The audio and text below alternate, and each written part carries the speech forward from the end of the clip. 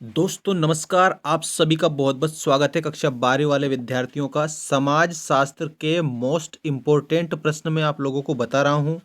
IMP question है दोस्तों, लिखकर याद करिए, अच्छी तरह से याद कर लीजिए। मध्य प्रदेश वाले जितने भी विद्यार्थी हमारे साथ जुड़े हुए हैं उनसे मेरा ये कहना है दोस्तों, जो सामाजिक शास्त्र है आपका, समाज शास्त्र, सोशोलॉजी जिसको आप बोलते हैं, इसमें आपको ऐसे प्रश्न मैं आपको बताऊंगा जो आपके 32 नंबर वाले जो ऑब्जेक्टिव टाइप प्रश्न आते हैं उसमें के।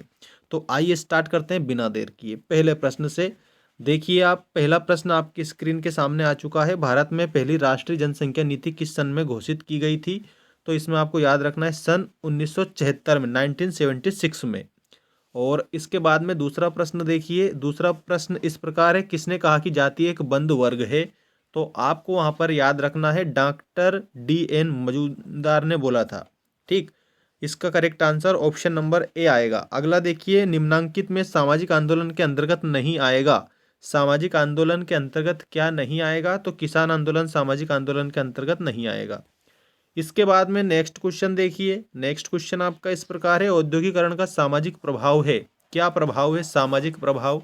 तो इसमें आपको अच्छे से याद रखना है, जो औद्योगिकरण जो होता है उसका सामाजिक प्रभाव ये सभी होता है। आवास की समस्या भी आ जाती है, अपराध में वृद्धि भी होती है, मनोरंजन का व्यापारीकरण भी होता है।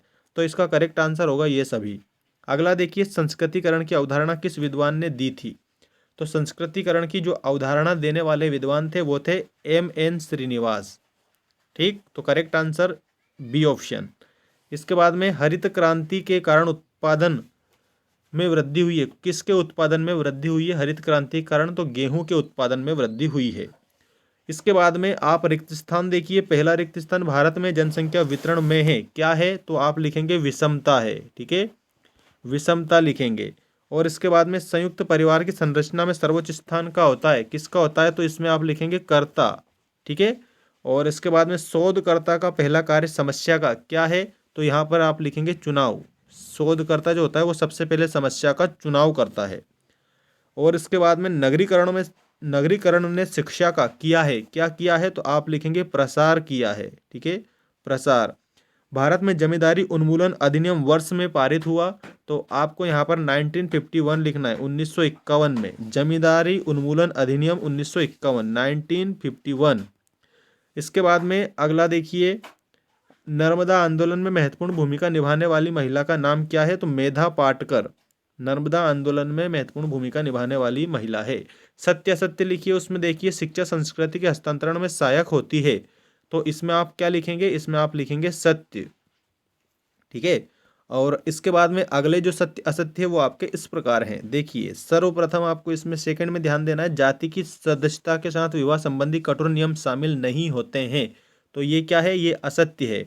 इसके बाद में सन 1955 में हिंदू विवाह अधिनियम पारित हुआ, ये सत्य है, देख सकते हैं आप।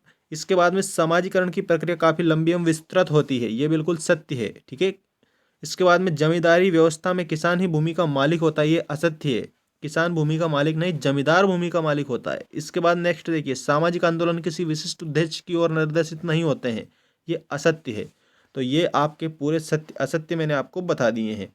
अब हम बात करते हैं सही जोड़ी बनाइए। इससे पहले आपको मैं बता दूं, चैनल को जरूर सब्सक्राइब कर लेना ताकि आपको इस प्रकार की अपडेट परीक्षा तक मिलती रहे। सही जोड़ी देखिए, समुदाय, ग्रामीण समुदाय, तो इसमें आपको याद रखना है जजमानी व्यवस्था, मुस्लिम विवाह, इसमें आपको याद रखना है एक समझौता, आर्य प्रजाति, तो आर्य प्रजाति के आगे आपको याद रखना है Uttar Bharat, social change in modern India, तो इसमें आपको याद रखना है M.N. Srinivas, social change in modern India.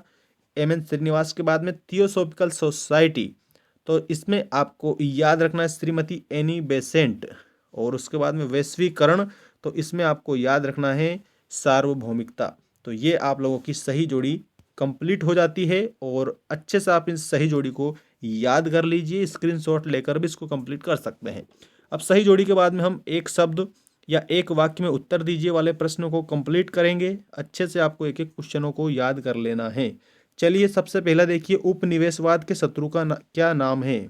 पहला जो प्रश्न है इसमें आपको लिखना है राष्ट्रवाद। उपनिवेशवाद का जो शत्रु है वो क्या होता है? राष्ट्रवाद। ठीक, इसके बाद नेक्स्ट क्वेश्चन देखिए, जनसंख्या के विज्ञान को क्या कहते हैं? जननांकिकी। जनसंख्या के विज्ञान को जननांकिकी कहते हैं। जाति व्यवस्था का सबसे कठोर नियम कौन सा है? अंतर्विवाह। जाति व्यवस्था का सबसे कठोर नियम कौन सा है? तो आपको अंतर्विवाह लिख देना है। अंतर्राष्ट्रीय महिला दिवस किस दिन मनाया जाता है? तो प्रतिवर्ष 8 मार्च को अंतर्राष्ट्रीय इंटरनेशनल वुमेन्स डे मनाया जाता है।